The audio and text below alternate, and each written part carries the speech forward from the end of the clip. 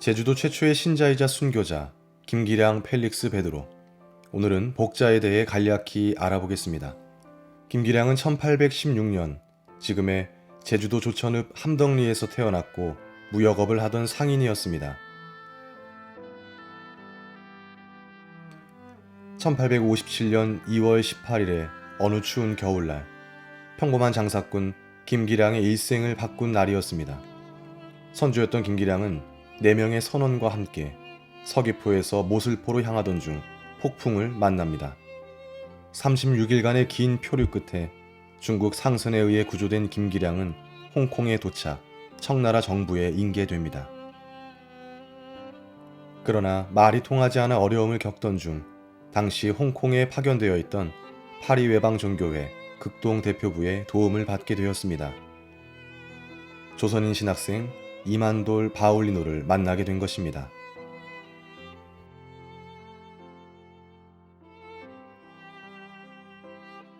루세이유 신부님의 지도 아래 김기량은 이만돌 신학생으로부터 2달 정도 천주교 교리를 배웁니다.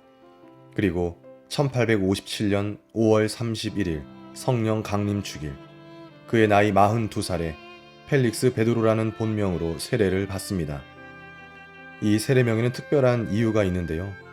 처음에는 김기량의 이름을 잘 몰라서 행운아라는 뜻의 펠릭스라고 불렀다고 합니다. 40일 가까운 조난에서 구조된 운이 좋은 사람이기 때문이지요. 그리고 세례를 앞두고 그의 고향 제주도에서 신앙의 반석이 되라는 뜻으로 뒤에 베드로를 붙였다고 합니다. 세례를 받고 보름쯤 뒤에 김기량은 홍콩을 떠나 조선을 향해 출발합니다. 약 8개월 동안을 걷고 물을 건너 중국 관리들의 인도로 조선 의주까지 도착합니다.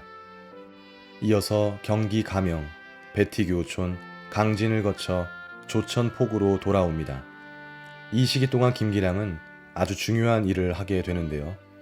이만돌 바울리노 신학생이 알려준 배티교촌을 방문한 일입니다. 낯선 그를 경계하는 신자들을 설득하여 결국 패롱 신부님을 만나게 되고 이후 최양업 신부님까지 만나게 됩니다. 그곳에서 제주도의 복음화에 대한 논의가 구체화됩니다. 당시 제주도는 출륙 금지령이 선포되어 있었습니다. 관청의 허가를 받은 장사꾼들 외에는 누구도 제주로 가거나 제주에서 육지로 나올 수 없었습니다. 제주도에 교우가 있다 하더라도 사제가 들어갈 방법이 없었던 것이지요.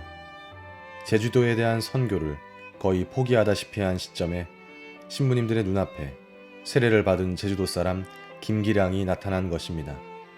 그러니 김기량에게 품은 선교에 대한 희망이 얼마나 컸을까요? 제주도로 돌아온 김기량 펠릭스 베드로는 기대만큼 성공적인 전교를 할 수 없었습니다. 나라에서 금지시키는 천주교의 전파는 거의 불가능한 것으로 보일 정도였습니다. 그는 그의 많은 가족 중에서 부인과 아들들이 영세를 받기 위해 준비하는 것으로만 만족해야 했습니다. 그러나 김기량 펠릭스 베드로는 굴하지 않고 자신의 역할을 다합니다. 그는 자유롭게 육지로 오갈 수 있는 상인의 신분을 활용하여 수시로 육지로 갔고 전국을 돌아다니며 당시 국내에 들어와 있던 거의 모든 프랑스 신부님들을 만났습니다. 열정으로 전교를 포기하지 않았던 그에게 예비자 교리를 받는 이의 수가 20명 이상 늘어나게 됩니다. 대부분 그의 가족이거나 그가 데리고 있던 뱃사공들이었지만 훗날 밀란의 발생으로 이마저도 흩어지게 됩니다. 1866년 병인박해가 일어나고 그해 9월, 김기량은 경상도 통영의 개섬이라는 포구에서 체포됩니다. 마침 거래하던 물건이 박하 기름이었는데 박하요는 천주학쟁이의 물건이라고 지목을 당하게 된 것입니다. 이어진 수색에서 천주교인의 물건들이 발각되어 체포를 당하게 되었습니다. 그는 부인하거나 거부하지 않고 당당히 천주교인임을 밝히고 석 달간 매일 문초를 받았습니다. 다음은 김기량 펠릭스 베드로가 지었다고 전해지는 천주 가사의 한 대목입니다. 어와 번님들아, 순교의 길로 나아가세. 그러나 순교의 길로 나아가기는 어렵다네. 나의 평생 소원은 천주와 성모 마리아를 섬기는 것이요. 밤낮으로 바라는 것은 천당뿐이로다. 펠릭스 베드로는 능히 주님 대전에 오르기를 바라옵나이다. 병임박해의 속도가 붙자 상급기관인 대구 가명에서는 이들을 장형에 처하라고 명령합니다. 각각 60도씩 맞았지만 죽지 않아 결국 교수형을 당하게 됩니다. 김기량은 살아있을 때 그리스도처럼 죽어서도 부활할 것이다 라고 당당히 주장하였는데, 이 말 때문에 김기량이 다시 살아날까 두려워 그의 가슴에다 대못을 박아 2번 죽임을 당하게 했다고 합니다. 야, 이 자식아! 어이! 자식아! 이 자식이 말이야, 건방진 자식아! 경사 차려!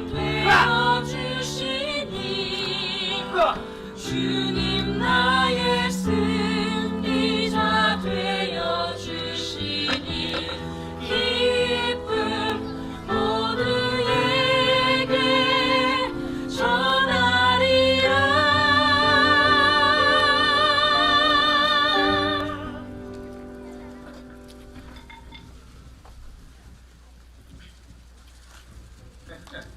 별것도 할 것이 이거 좀 잡고 있어.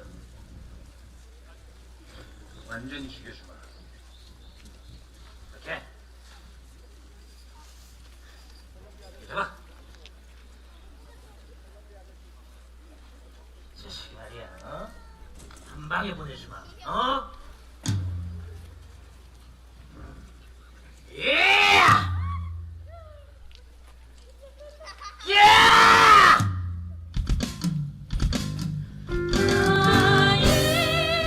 제가 죽고 난 다음에 천국이 있든지 없든지 상관없습니다. 성교회 안에서는 누구나 저를 형제라 부르고, 저는 미사 성제 안에서 똑같이 영성체를 나누며 거룩한 예식에 함께 참여합니다. 내가 살아서 이곳에서 이미 천국을 맛보았는데 내가 죽고 난 다음에 천국이 없어도 저는 괜찮습니다. 제주도의 천주교 신부님이 정식으로 들어온 해가 1899년입니다. 김기량 펠릭스 베드로가 순교하고 33년 뒤의 일입니다. 중앙성당이 1899년에 세워지고 서귀포에는 한온성당이 1900년에 세워집니다. 그러나 이듬해 1901년 신축교환의 발발로 이제 막 시작한 천주교회는 곧바로 위기를 맞게 됩니다.